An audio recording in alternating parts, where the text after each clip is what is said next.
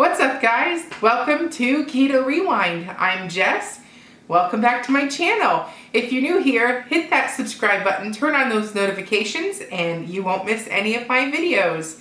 The second thing I want to mention before we get started is I'm not a doctor, I'm not a trained professional, I'm not a health coach, I'm not a medical professional. This channel is based off my own research, my own personal journey losing 140 pounds using a ketogenic diet and intermittent fasting, and talking to my own doctor. So, without further ado, let's get started.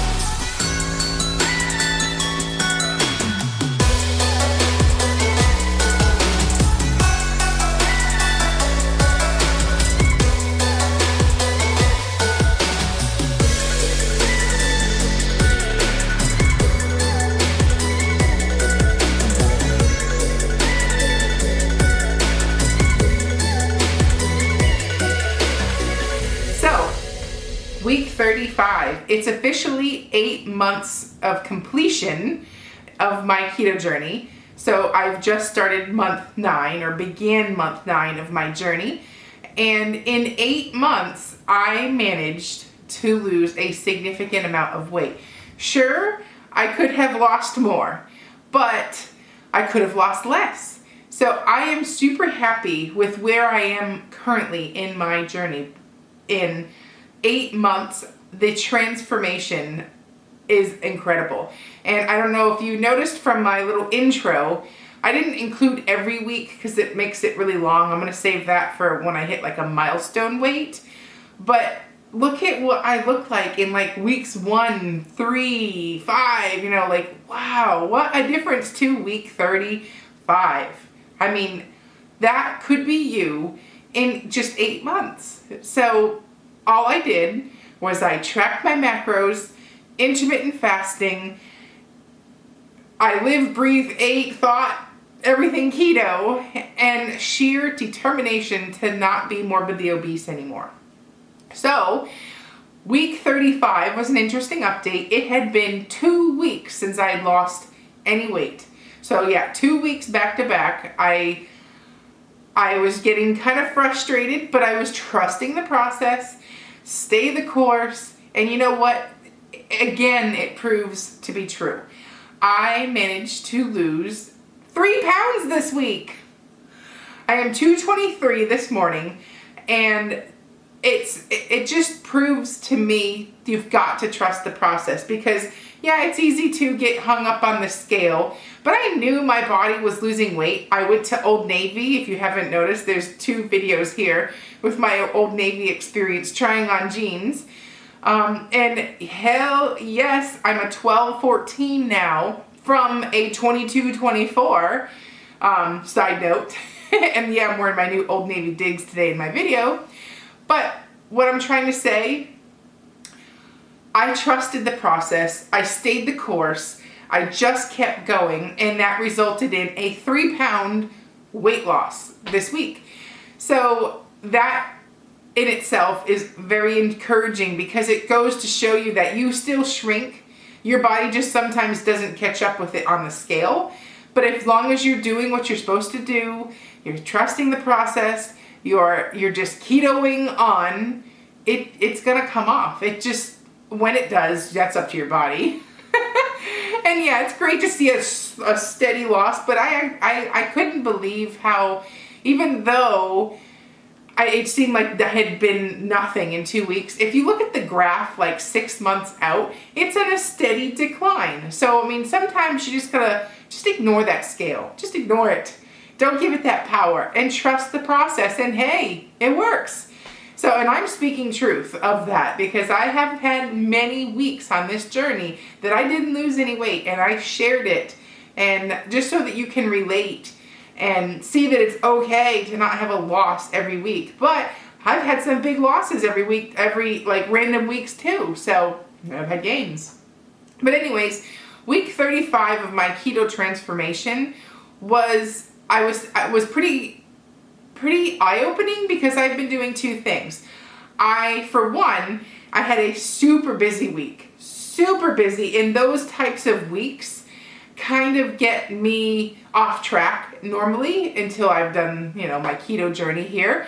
But those types of weeks were the weeks where I could just pick up fast food. I could skip cooking and go eat out and, or let the stress get to me and stuff like that. So in my previous days, those stresses would win. But this week, instead of being all stressed out and just crazy, I went with the flow. I made do where I could, and I had a lot of protein shakes this week because they're easy. So links below and another video about the actual protein shakes I was having. But I didn't have much time, so I planned ahead and thought of ways to keep me on track, and having something like keto whey protein powder in the pantry came in handy in times like this past week. Additionally, I got a lot of miles in on foot because we did lots of play dates this week with my kids. I went to the gym all last week. So I had great workouts. I pushed myself hard. And then on top of all of that, I was tracking my blood ketones and my blood glucose with my Keto Mojo. And let me just say this.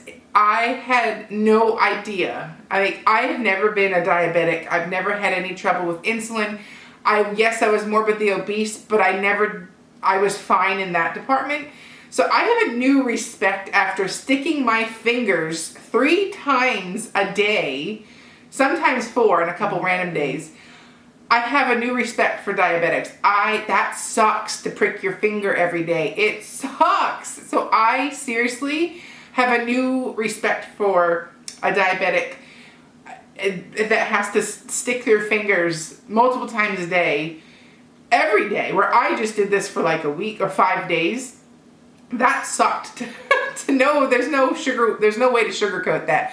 That sucked, and my fingers were just like, ugh, they didn't want any more pricks in them. But anyways, it was for a good cause. I'm going to make a more detailed video of my findings, but I tracked my ketones and my glucose 3 times a day for 5 days to see what happened, and I made notes of everything that I ate, the stress that I had, all that stuff. So I'm going to put that in a much more explained video, but the cliff notes of what I found is when I'm stressed, my glucose does go up. That's true.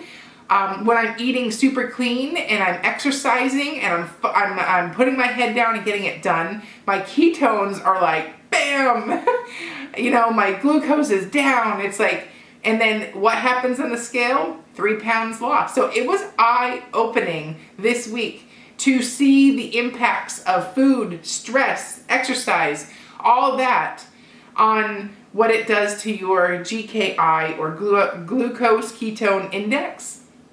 And wow, some cool stuff. So I'm going to keep tracking it because it kind of made me in a nutshell, I came more empowered by what I was eating, which created better eating habits because I knew where I was on these calculators and scales and measurements and all that stuff.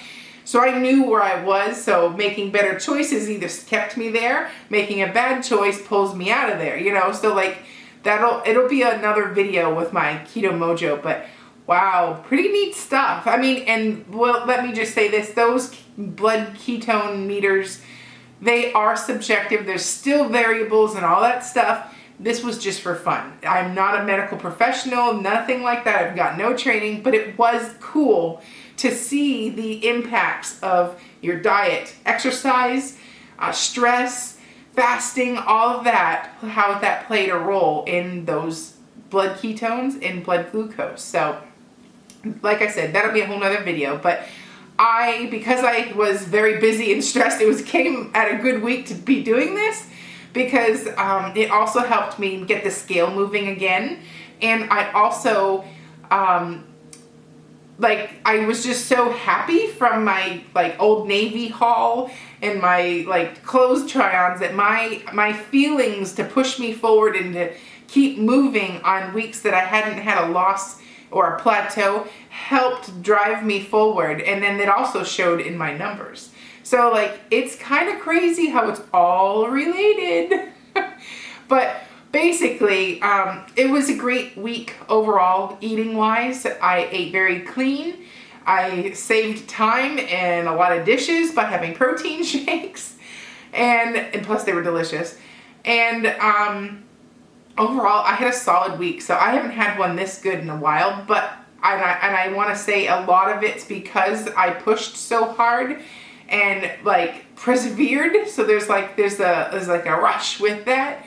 But I'm inspired to take on week 36, which is, I'm starting week 36. So, but anyways, it's, Columbus Day. My kids are out of school, husband's out of work. So we are going to go to some pumpkin patches.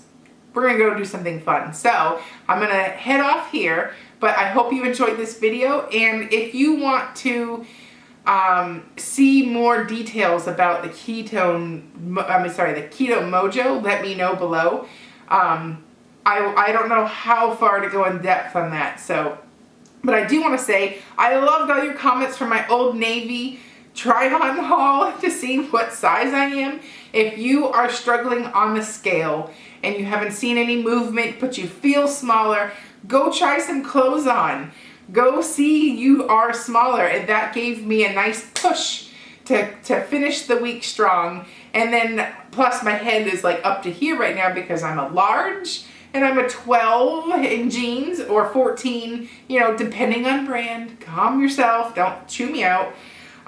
But it was really therapeutic to go shopping and see how small I am versus where I was just 8 months ago.